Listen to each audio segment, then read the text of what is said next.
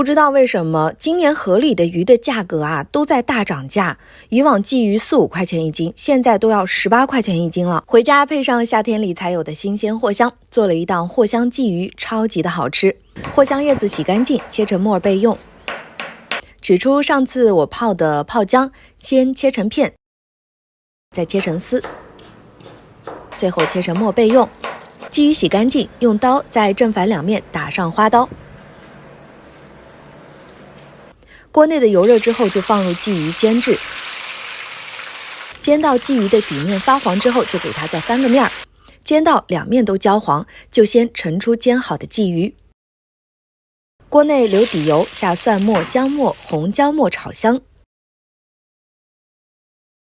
往锅内加1小勺的郫县豆瓣酱，炒出红油。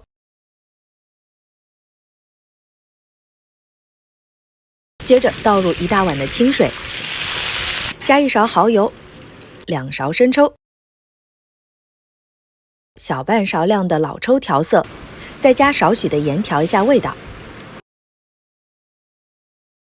等锅内的水烧沸之后，就放入煎制好的鲫鱼一起煮制。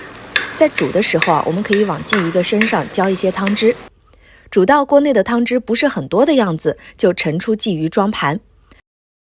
往锅内淋入一点水淀粉勾芡，待汤汁浓稠之后，再淋入一点熟油，搅拌均匀。